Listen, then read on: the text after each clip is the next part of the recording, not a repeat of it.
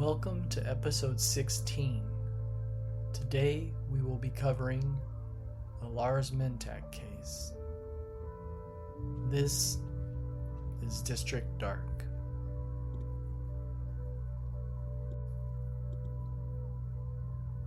Imagine this. You're standing at the airport. Your flight home is boarding in less than an hour. You've got your suitcase, your passport tucked into your pocket, your phone, wallet, headphones, maybe even some souvenirs from your vacation. Everything you need to get back to your normal life.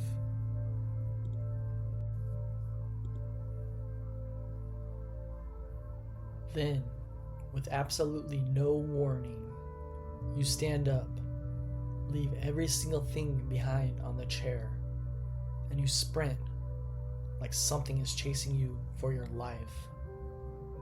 You jump a tall fence, tear across an open field, and disappear into the woods.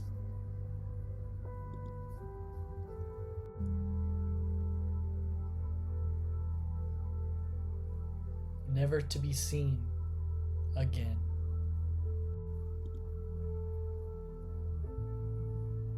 That's exactly what happened to 28-year-old Lars Mittank on July 8th, 2014.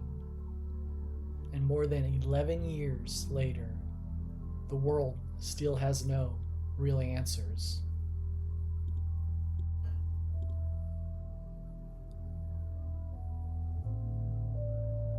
Lars Mittank grew up in a small, quiet town in northern Germany. He wasn't famous, he wasn't rich, he was just a regular, hard-working guy. He worked as a forklift operator at a local power plant, a steady job that paid the bills. He had a close group of friends he'd known since school. He loved playing soccer on the weekends, and he enjoyed the simple things, like grabbing beers, watching games, and hanging out. By all accounts, he was friendly, reliable, and well-liked.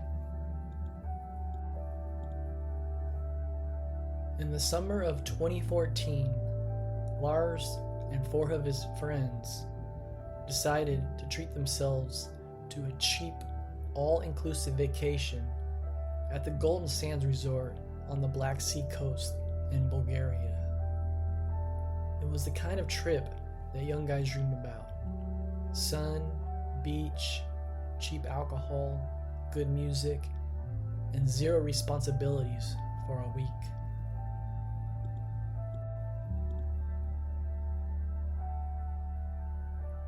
For the first 5 days, everything was perfect. They spent their mornings swimming in the sea, playing soccer on the sand, eating at the buffet, and their nights drinking at the hotel bar or walking along the beach. The photos his friends later shared showed Lars smiling, laughing, looking completely relaxed and happy. There was no single hint that anything bad was coming. But on the night of July 5th, one random moment destroyed everything.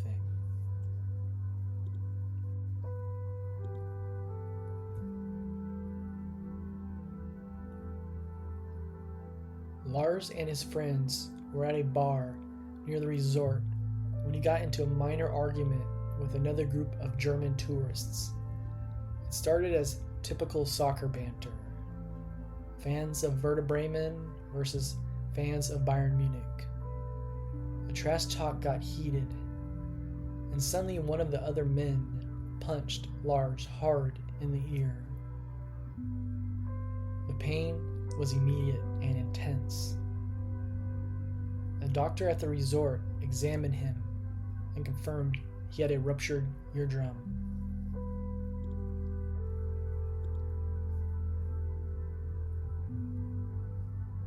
The next morning, his four friends had to catch their scheduled flight back to Germany.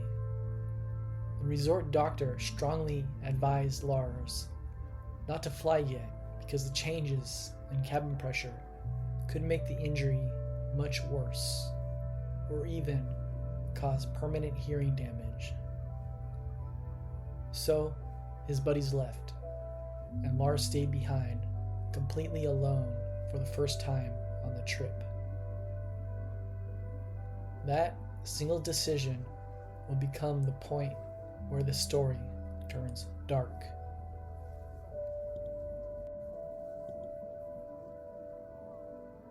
In the days that followed, Lars began to change. Security cameras inside the hotel captured him pacing up and down the narrow hallways for hours at a time. He constantly looked over his shoulder, quickly ducking into elevators, hiding near stairwells, and acting extremely paranoid. One night, he even left the hotel at around 2 a.m. and didn't return until early the next morning. Hotel staff who interacted with him said he seemed increasingly nervous and scared. He started calling his mother Sabine multiple times every day. The first few calls were fairly normal. He told her about the ear injury and that he'd be home soon.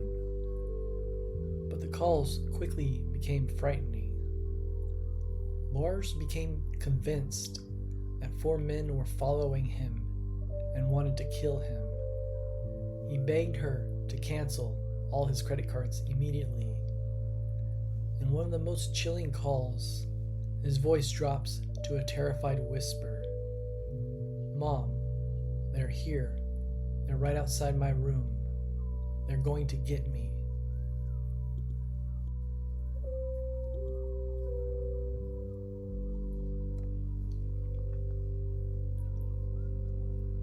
On the morning of July 8th, Lars was finally cleared to fly home.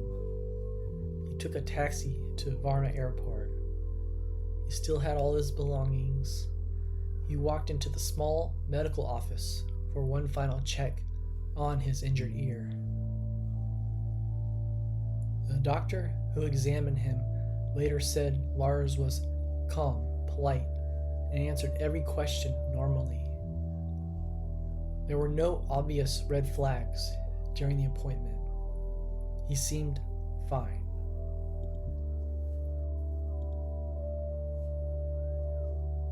Then, in less than 60 seconds, everything changed forever. Lars suddenly stood up, left his suitcase, phone, passport, wallet, every single item sitting on the chair, and walked out of the medical office. What started as a fast walk turned into a jog, and then a desperate, all-out sprint.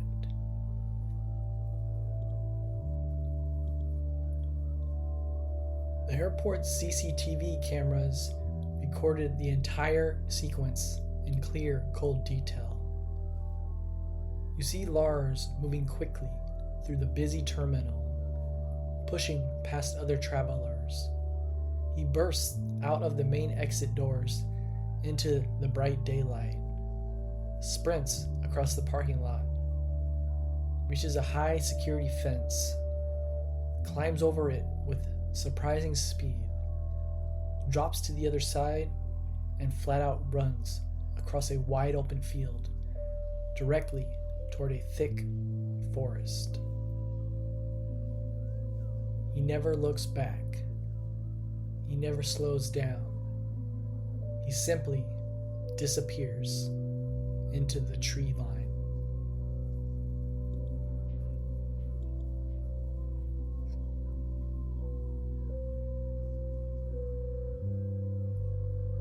That was the last time any human being ever saw Lars Mittank. A massive search operation was launched almost immediately.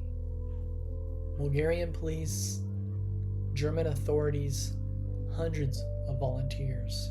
search dogs, drones, and helicopters spent days combing the dense forest and surrounding countryside. They checked roads, fields, abandoned buildings, even nearby villages. They found absolutely nothing. No footprints leading out of the woods, no discarded clothes, no signs of a struggle. It was as if the forest had swallowed him the moment he ran in.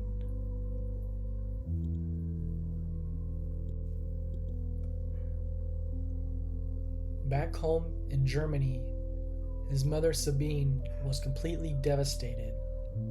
For the past 11 years, she has never stopped looking for her son. She still gives interviews, appears on television, and begs the public for any information.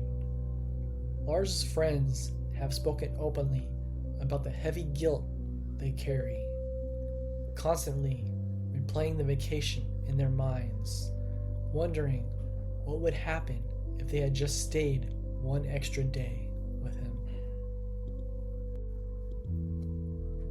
And about that airport security footage, it has been watched tens of millions of times. Many people still call it one of the most disturbing missing person videos ever recorded.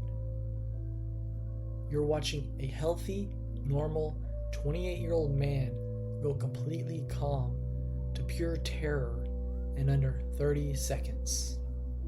And then he is simply gone.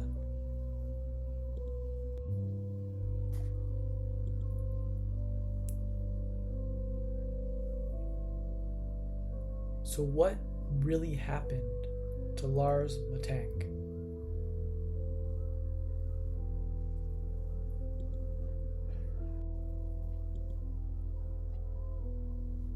The most common explanation is to that ruptured eardrum, the strong antibiotics he was taking, the constant pain, the stress of being alone in a foreign country, the lack of sleep, and possibly even the medication itself triggered a severe psychotic break.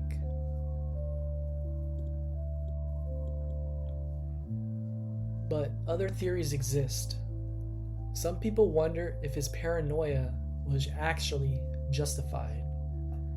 Could he have really been followed? Did he accidentally see or hear something dangerous during those last days? Was there something more sinister happening that we still don't understand? 11 years later, we still don't know the truth, and we may never know. Because sometimes the most terrifying things don't happen in dark alleys at night. They happen in broad daylight, right when you think you're safe and about to go home.